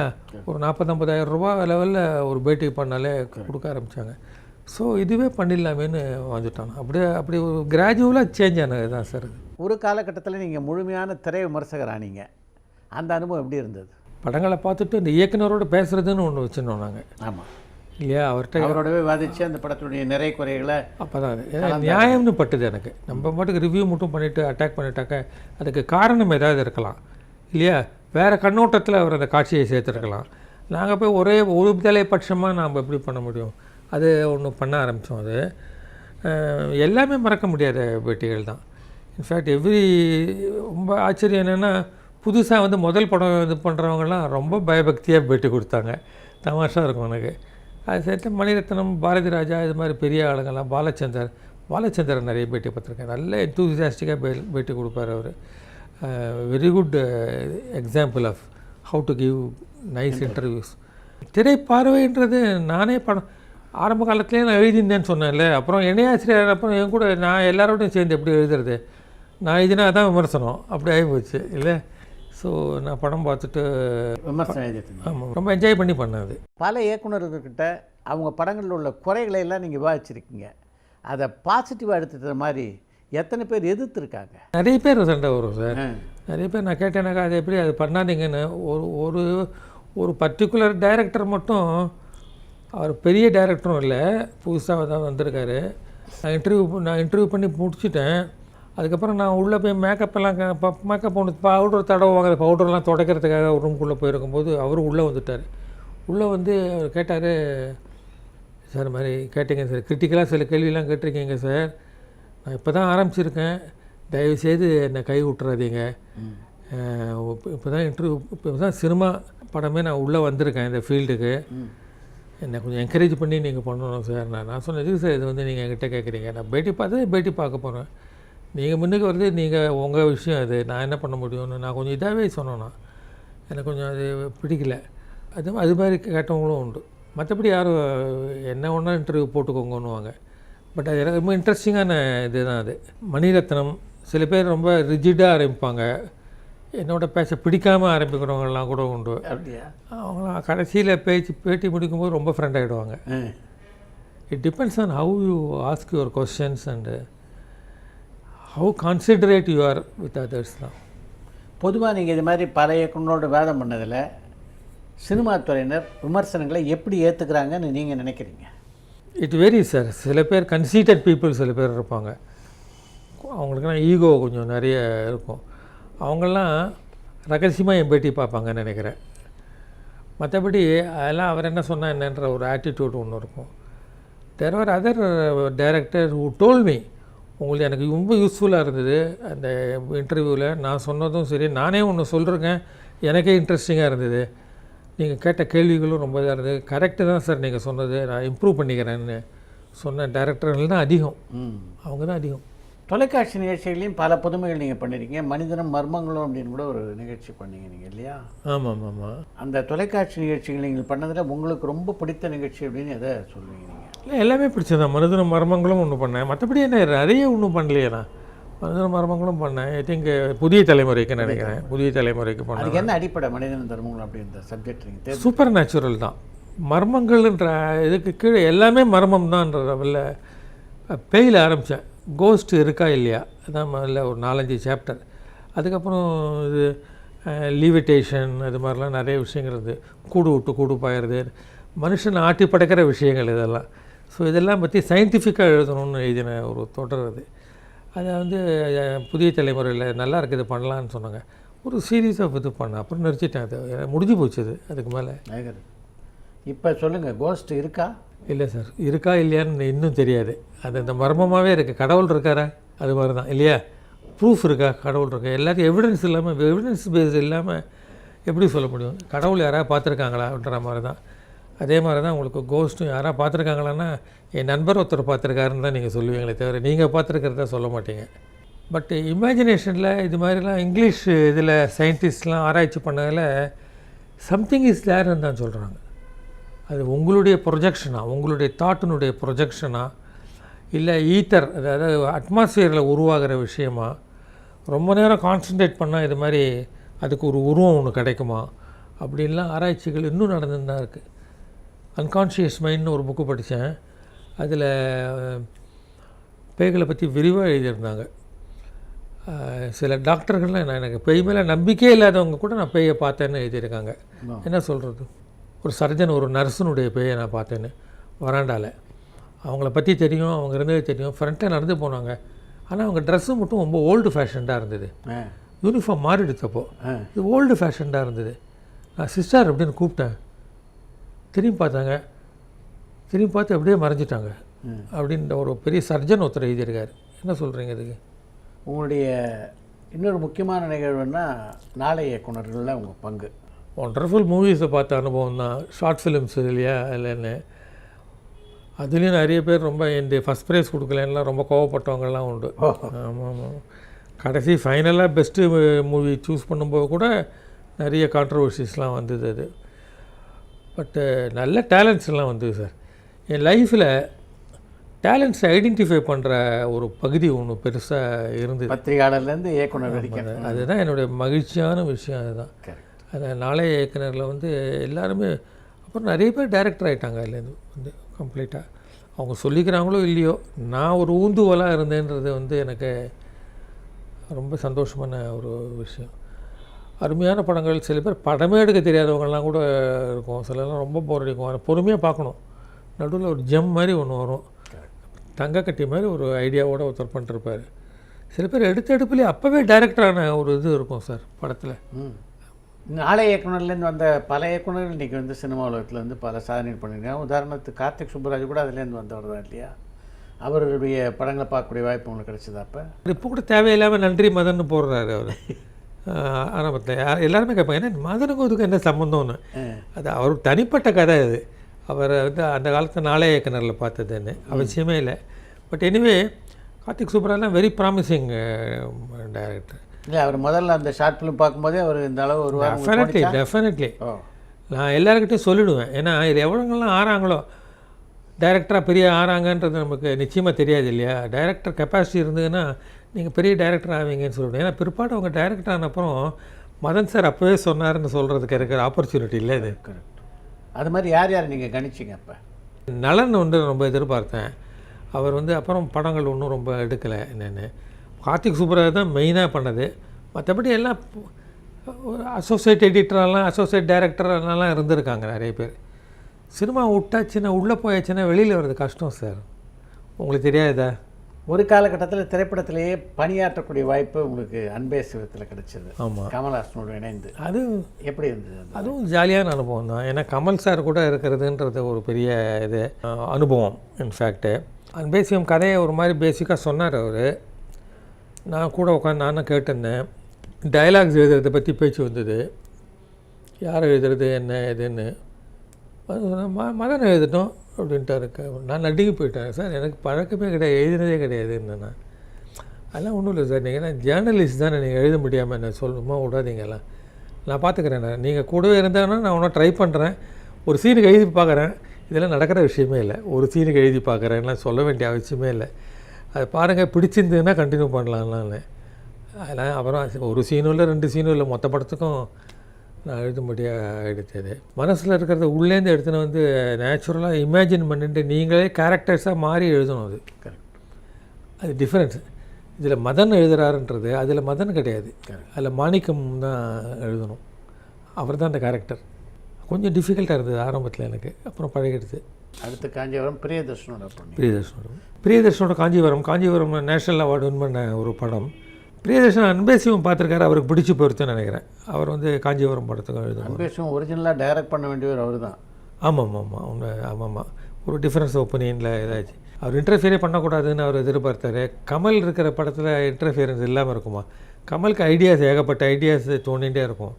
நல்ல ஐடியாஸாக இருந்தால் எடுத்துக்கோங்கன்னு சொல்ல போகிறார் அவர். இவர் அது விரும்பலை. அது மாதிரி சம் ப்ராப்ளம். ஸோ காஞ்சிபுரம் படத்துக்கும் நான் எழுதினேன். அன்பேசியம் பணியாற்றியதுக்கும் காஞ்சிபுரம் பணியாற்றியதுக்கும் என்ன வித்தியாசத்தை உணர்ந்தீங்க? அன்பேசியத்தில் கமலினுடைய ஹெல்ப் கூடவே இருந்தது. கமல் அப்பப்போ படிச்சுட்டு ஒரு ஐடியாலாம் கொடுப்பாரு. இது எழுதுங்க முதல்லன்னுவார். இந்த இடம் நல்லா இருக்குது, டெவலப் பண்ணலாமே இந்த சீனைன்னுவார். நான் எழுதியிருக்கிற டயலாகை பார்த்து கம்யூனிசம் இதை பற்றி ரயில்வே ஸ்டேஷனில் ஒரு சண்டை வர மாதிரி ஒரு காட்சி வரும், அதை இன்னும் டெவலப் பண்ண சொன்னார். ஏன்னா அதில் எனக்கு நாலேஜ் ஆஃப் கம்யூனிசம்லாம் எழுதினால. தாஜ்மஹால் இடிச்சுட்டாக்கா லவ் செத்து போயிடுச்சுன்னு அர்த்தமானலாம் வரும். இல்லை அது மாதிரி வருது. காஞ்சிபுரமில் பிரியதர்ஷன் தலையிடவே இல்லை. அவருக்கு தமிழில் எழுதுறதுலாம் வராது.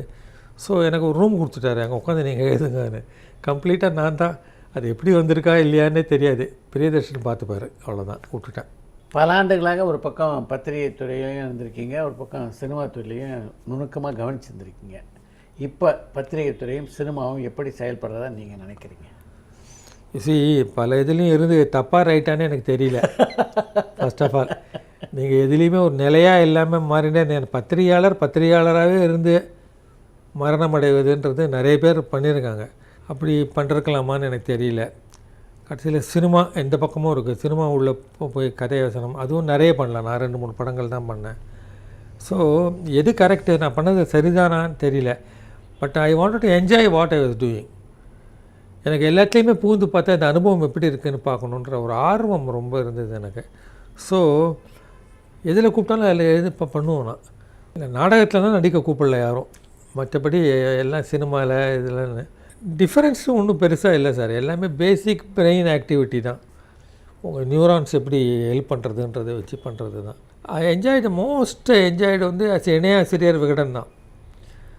அதில் தான் எழுத்துன்றது விஷயம் வந்து ஒரு பத்திரிகை உருவாக்குறதுன்றத பவர்ஃபுல்லான ஒரு விஷயமா இருந்தது.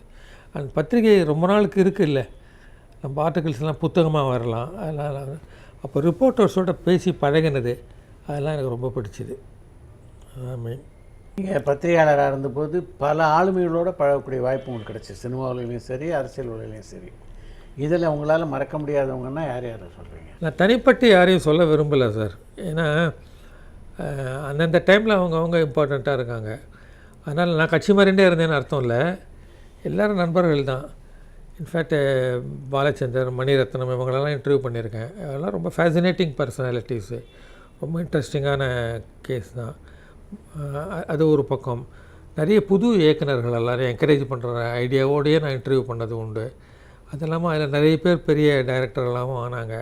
அதையும் நான் ரொம்ப ரசித்து பண்ணேன். பத்திரிகை உலகத்தில் வந்து இன்டர்வியூ பண்ணது இல்லாமல் ஓகே. இன்டர்வியூ எனக்கு ரொம்ப பிடிக்கும். ஒருத்தர் மனிதனோட உட்கார்ந்து பேசி பழகி அவருடைய உள்ளுணர்வுகள், அவருடைய அனுபவங்கள் எல்லாத்தையும் வெளியில் கொண்டாடுறதுன்றது இல்லை. அது இன்டர்வியூ கேள்வி பதில் மாதிரி ஆக்காமல் அவங்கள நிறைய பேச விடணும். நான் இன்டர்வியூ ஆரம்பிக்கும் போது நான் தான் பேசுவேன், முடியும் போது அவங்க தான் பேசிகிட்டு இருப்பாங்க. நான் நிறுத்துங்கன்னு சொல்ல வேண்டிய அளவுக்கு ஆகிடும். அந்த அளவுக்கு தன்னை மறந்து பேசுவாங்க. அங்கே தான் இன்டர்வியூ ஆரம்பிக்கிறது. உண்மையான இன்டர்வியூன்றது அங்கே தான் வரும். ஸோ அது எனக்கு ரொம்ப என்ஜாய் பண்ணேன். ரஜினி கமலுக்கு அடுத்த நிலையில் உள்ளவங்க அஜித், விஜயெல்லாம் இருக்காங்க இன்றைக்கி. அவங்களோடலாம் பழகக்கூடிய வாய்ப்பு உங்களுக்கு கிடைச்சதா? விஜயெல்லாம் பேட்டி பார்த்துருக்கேன். அஜித்தை நான் பண்ணதே இல்லை, ஆப்பர்ச்சுனிட்டியே வந்ததில்லை எனக்கு. ஏதோ ஒரு டைமில் வெளியூரில் இருந்தார், நான் போக தயாராக இல்லை. நான் வெளியூர்லாம் போய் ஒவ்வொருத்தரும் ஷூட்டிங் ஸ்பாட்டுக்கெல்லாம் போய் இன்டர்வியூ பண்ணணுமான்னு நான் இன்ட்ரெஸ்ட் எடுத்துக்கல. எனக்கு குறை தான். ஆனால் அஜித்தை மீட் பண்ணி இன்டர்வியூ பண்ணலையேன்னு சொல்லிட்டு. விஜய் எந்த படத்தின் போது பேட்டி கண்டீங்க நீங்கள்? விஜய் இன்டர்வியூ நல்லா கொடுத்தாரு. விஜய் நல்ல பெரிய அளவில் ரொம்ப எச்சரிக்கையாக இருந்தார். ஏன்னா அப்போ நான் நிறைய கமல் ரஜினியெல்லாம் இன்டர்வியூலாம் பண்ண காலம் வந்து ரொம்ப பயந்து கொடுக்குறாரு, கரெக்டாக வந்துடணும்னு ரொம்ப எச்சரிக்கையாக பேசுகிறார். அவரும் பெரிய ஆக்டர் தானே அவரும். இன்ஃபேக்ட்டு தமிழ்நாட்டில் வந்து விஜய் ரசிகர்கள் கேட்கவே வேணாம். விஜய்கிட்ட அரசியல் சம்மந்தமாக கேள்வி இருந்தது அவங்களது? அரசியல் பற்றி பேச விரும்பவே இல்லை அவர். பட் அரசியல் நான் தூண்டி விடுவேன் நிறைய. நீங்கள் தலைவராகலாம் சார்லாம் சொல்லிவிடுவாங்களாம், அவர் மாட்டலை. அடுத்து வந்து உங்களுடைய பயணம் எதை நோக்கி இருக்கணும்னு நீங்கள் நினைக்கிறீங்க? பயணம் என்ன, ஆல்மோஸ்ட் ஒரு ரிட்டையர் ஆகி எனக்கு பிடிச்சதை மட்டும் செய்யணுன்னு தான் ஆசை. ஏன்னா எல்லாத்தையும் நீங்கள் பிடிச்சி செய்கிறீங்கன்னு அவசியம் இல்லை, பிடிக்காத விஷயங்களும் செய்யலான்ற உண்டு. அது விமர்சகராக எடுத்துட்டா பிடிக்காத படங்களையும் பார்க்க வேண்டியிருக்கு இல்லையா? எல்லாருமே சொல்லுவாங்க நல்லா இல்லை சார் அந்த படம் போகாதீங்கன்னே சொல்லுவாங்க. எல்லோரும் பார்க்க வேண்டிய நிர்பந்தம் இருக்குது. இப்போ நான் அதெல்லாம் கிடையாது. செலக்ட் பண்ணி என்னென்னன்றதை நம்ம என்ஜாய் பண்ண முடியும். நிறைய புத்தகங்கள் படிக்கிறது எனக்கு ரொம்ப பிடிக்கும். எனக்கு கல்லூரி காலத்துலேருந்தே புத்தகம் படிக்க ஆரம்பிச்சிட்டேன். நான் கல்லூரி முடிந்த அப்புறம் தான் ஆரம்பித்தேன், இன்னி வரைக்கும் படிச்சிட்ருக்கேன். எல்லாம் சீரியஸான புத்தகங்கள், ஹிஸ்ட்ரி, ஃபிலாசபி அப்படிலாம் இருக்கும். அதை படிக்க எனக்கு இன்னும் நேரம் குறைஞ்சிட்டே வருது. இன்னும் நிறைய டைம் போகணும், அவ்வளோ புத்தகங்கள் இருக்குது படிக்கிறதுக்கு. இதுதான் என்னுடைய ஆசை. மற்றபடி எனக்கு இன்டர்வியூ பண்ணுறது, சினிமாவில் ஒர்க் பண்ணுறதுலாம் இன்ட்ரெஸ்ட்லாம் இப்போ அவ்வளோ கிடையாது எனக்கு. நடிக்கணுன்ற ஆர்வம் உங்களுக்கு எப்போது இருந்திருக்கா? இல்லை சார், நடிக்கிற ஆர்வமே இல்லை. அன்பை சிவத்தில் ஒரு சீனில் வருவேன் கம்ப்ளீட்டாக, அதையே நான் ரெசியூஸ் பண்ணேன். இல்லை சார் நான் ஸ்க்ரீனில் வர்றதுக்கு எனக்கு பிடிக்கலன்னு. எனக்கு இன்னொருத்தராக மாறி நடிக்கிறதுன்னு எனக்கு ஒத்து வரலை. எனக்கு எப்பவுமே நானாக இருக்கணுன்ற ஒரு இது. அதனால தான் அன்பை சிவத்தில் நான் நடித்தேன். ஆமாம், நீங்கள் நீ தானே இருக்க போகிறீங்க, மதனாக தான் வர போகிறீங்க, நீங்கள் மதன் தான் வாங்க கேரக்டர்னு அப்படி சேர்த்துட்டாரு. நீங்கள் சினிமா வந்து கீனாக வாட்ச் பண்ணுறீங்க. இப்போ சினிமா உலகத்தில் இந்த விஷயத்தை தவிர்த்தா நல்லாயிருக்கும் அப்படின்னு ஏதாவது ஒரு குறிப்பிட்ட விஷயத்தை நீங்கள் நினைக்கிறீங்களா? இப்போ நான் லேட்டஸ்ட்டாக சினிமாக்கள் ரொம்ப பார்க்கல நான். பட்டு ஒன் திங் இருக்குது, இப்போ நல்லா பெட்டராக தான் சார் படம் எடுக்கிறாங்க. இப்போது அதாவது வைடன் ஆகிருக்கு ஏரியா, இன்ட்ரெஸ்ட்லாம். அதாவது எதை பற்றிலாம் படம் எடுக்கலான்றது முன்னெல்லாம் ஒரு நல்ல ஒரு நாவல் அது சிறுகதையை படம் வைக்கிற மாதிரி இருக்கும். இப்போ வந்து ஒரு இன்சிடெண்ட்டை வச்சு டெவலப் பண்ணுறாங்க இல்லையா? ஜெய் பீம்லாம் படம் பார்த்தேன்னா, ஜெய் பீமில் வந்து ஒரு இந்த ராஜா கண்ணுன்ற ஒருத்தர் இறந்து போனார் கஸ்டடியில்ன்றதை வச்சு ஒரு ஸ்டோரி ஒன்று பண்ணியிருக்காங்க. நல்லா இருந்தது கதை. அதை ஒரு அருமையாக எடுத்துன்னு போயிருந்தாங்க. சூர்யா வந்து அதில் ஜோடி கிடையாது, டான்ஸு கிடையாது. சூர்யா வந்து சின்சியர் லாயராக வருவார். நல்ல சாய்ஸ் அது அவர் பண்ணது. I enjoy that movie. மிக்க நன்றி. ஓகே, அனுபவங்கள் எல்லாத்தையும் தேங்க்யூ. உங்களை மீட் பண்ணது எனக்கு ரொம்ப சந்தோஷம். நிறைய பார்த்து ஹலோ சொல்லிப்போம். Thank you sir. தேங்க்யூ.